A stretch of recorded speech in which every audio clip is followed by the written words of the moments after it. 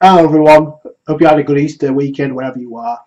So we got the latest chapter of Boruto, the Boruto Manga, chapter 34.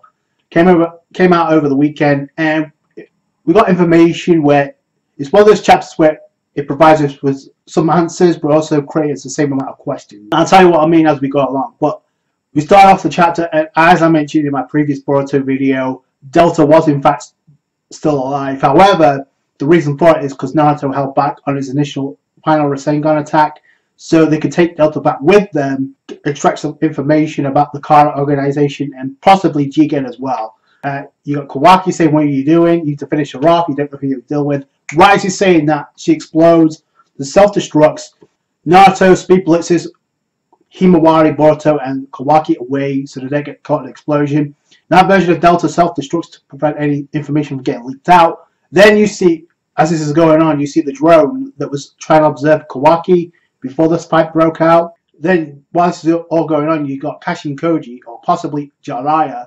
Not going to say for sure that's Jiraiya, but you have to admit there are some similarities. He's mentioning how Uzumaki Naruto, his powers got grown absurd, but it's not enough to defeat Jigen, and this is where the foreshadowing takes place for Boruto.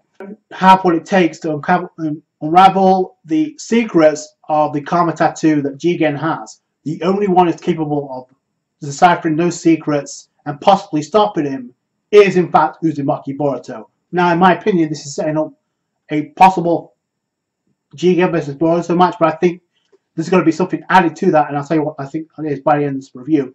But then we go over to the hospital where Kawaki's being treated, and indeed he lost his right hand trying to protect Naruto and Himawari, so that's kind of cool. They're thinking about giving him a prosthetic arm, and this is where we get some information about Naruto that we did not know previously. I initially assumed he got a Zetsu arm, much like Sasuke did. Turns out no. Turns out aren't those the prototypes that we developed for me to use? A prosthetic arm, you see a bunch of them, and Katasuke is kind of like, no, that's pointless because all prosthetic arms that I manufacture are made so that they operate to response to someone's chakra or their own chakra. Right now, Kawaki doesn't have chakras because he doesn't know anything about it.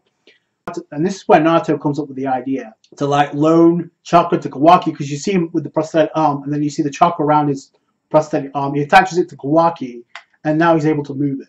This could present some problems, and going back to the initial introduction scene that we saw at the beginning of Boruto's series with Kawaki and Boruto when they're grown up, Kawaki isn't wearing anything that resembles that prosthetic arm. You see the lines, the dots, prosthetic arm. I don't see that around his right arm when he's fighting Boruto. So I'm going to tell you what I think that means as we go along. But Kawaki says, "Are you sure this is alright?" Naruto says, "Chakras want to connect.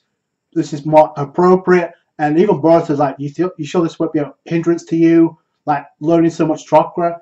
And Naruto's like, this is no different than having a shadow clone, which is nothing.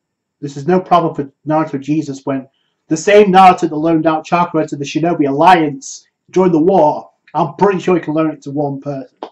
However, it does raise a question of, is this how Kawaki is going to get this strong? Because if he has Naruto's chakra, and by the end of this chapter, he clearly sees Kurama for the first time. So we see the drone that took off, and it goes back to the hideout, the Kara organization hideout.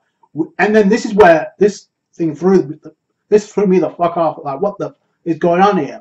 So we see Delta, and we see the drone, and on top of the pyramid type structure, either way a triangle-like structure, and then you see like a ritual of some sort. Either way, you see three containers. One of them's empty, and then you see the other two, and it's Delta in both of them. And I'm like, whoa, wait. Like clones of Delta, which makes sense because when she wakes up, she literally kicks through. She kicks over. Now, you kind of have to pay attention. It's kind of similar to what we had with the androids when androids 17 and 18 got awoken. But it's like, it's the same person in three different containers. So what does this mean? Either way, she busts open through that container. And it's a similar container that we saw in the airplane, only that one was black. And I'm pretty sure that's the one that Kawaki was in when he initially woke up. So it started to make sense, sort of. And going back to a couple of chapters ago when Jigen was trying to perfect vessel of Kawaki for, I guess, to have that karma tattoo curse mark. But a certain amount of bodies that got sacrificed in the process. So I'm wondering if this is the same thing here, where we got perfected clones of Delta, and either way, she still has the memories, because when she kicks open that container door, she just barges away. She just barges out of there, and she's pissed because she took an L at hands of Naruto, and she tries kicking Boro, who just gives a grief. Oh, you lost? Isn't that too bad? Things didn't work out for you. So she has an explosive personality. Also, if you look at it closely, she still has a drone on her back. So, and she still has a memory. So either that's a different body that fought Naruto, but still has the memories. Either way, Jigen is like, no, you're not going after Naruto, even though this is setting her up to do something. And there's no reason to bring her back if she's not going to have a role in the future. Maybe she will have a rematch with Naruto at some point. Either way, you got other members of Akara, and this is what's intriguing to me. And Jigen's like, no, you're not going after Naruto, so leave it to Boro, so he may be the next one to challenge Naruto. Delta brings up the whole situation about someone else has the karma tattoo other than Kawaki. Yet one of the members like, oh, we did some investigating on the Hokage after the Momoshiki's death, and the guy's body shouldn't have a karma on it. And they're not, oh, is it Sasuke Uchiha? And Delta's like, no, this is Boruto Uzumaki, the Hokage's son. And this is where it piques Jigen's interest. Like, oh, really? And then that damn Momoshiki, so he bequeathed something while he was on the brink of death. So how did he know that? So just how? Because they said they did some investigating, but they didn't see any tattoos anywhere. So how did they know that unless it had happened to them? So there's a lot about Jigen we don't know. And either way, they bring up, oh, a vessel of his own, of Momoshiki. This is something that I personally want to get more information on when it comes to the Utsuki clan and the connection with Kata. Just because, oh, where is this going? Foreshadowing a threat greater than Momoshiki and Kaguya way back in the day. So is this it? Is this what they were alluding to? And if so, are we going to get more information on how Jigen got that karma tattoo? Was it one of the members from the Utsuki clan? Maybe. I don't know. Figure out how to use that prosthetic arm. So like, oh, so from now on, I'm going to be your teacher. So he's going to be Kawaki's mentor. So that's kind of cool. As this is going on, we get montages of, I guess, a chill out time in the chapter. And as this is going on throughout different parts of the chapter, he's like repairing the vase that he shattered for Himawari. It's present to Hinata, so that's kind of cool. Meanwhile, you got looking at ninja cards, and Kawaki picks up the 4th Hokage Minato's card, and right away Boruto's like awestruck by this. So he's got so much luck. You got Chocho in the background fantasizing about Kawaki, so she's got a crush on him. I trade with you because Boruto's got Naruto's ninja card, so they swap, and he's got a super rare one, so that's kind of cool. So he's like looking at the 7th Hokage. And while this is going on, you got Sarah in the background, kind of like looking on. So that could lead into something. I don't know. Either way, she did call him his friend the last time we saw her. So that could lead to something too. And like I said, while this is going on, he's repairing the vase. At the same time, he's training with Naruto to be more proficient with ninjutsu and chakra. And he's trying to throw shurikens. And the vase is pretty much repaired by the end of this chapter. And Naruto's passed out, and as Kawaki is trying to go off on his own, he's stopped by Kurama, and Kurama's like, sit down, don't just leave Naruto's side whenever you feel like it. So that's cool.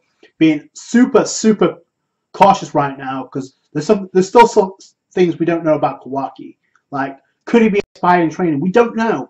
And to me, it's obvious like they're setting up Boruto to take on Jigen, and this is going to be my prediction, okay? I think that's going to be the case. However, I think you're going to throw Kawaki into that mix. I think it's going to be a team up of Kawaki and Boruto, maybe alongside Team 7 and Naruto. And Sasuke will get involved. Because Sasuke was mentioned, he could be in the next initial fight between these guys. He's going to fight Sasuke in the future. So I don't know. Remember, there's other bodies of Delta, so that's going to play a role as well. Either way, I get the feeling this is setting up Kawaki to do something too, because there's no reason to have Naruto train him to be proficient, to give Kawaki Naruto's chakra so he can have a prosthetic arm, unless it's going to lead to something.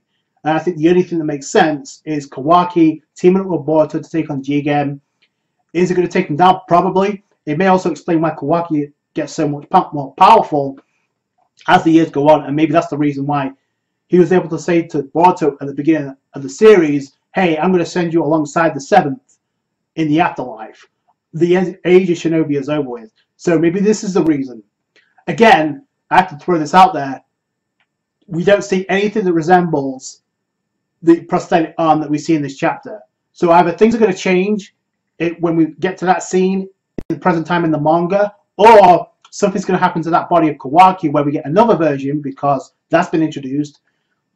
Maybe we're going to get another vessel of Kawaki, and that's going to be the Kawaki that we see fighting with Boruto at the beginning of the series. So let me know what you guys think down below. Either way, we got some information about this chapter, so I thought it was pretty cool. Those are my thoughts. Please tell me yours in the comments. That's all for today, guys. Thank you so much for watching. Like this review if you did. Subscribe to the channel for more. So catch you guys later. Thanks, guys. Bye.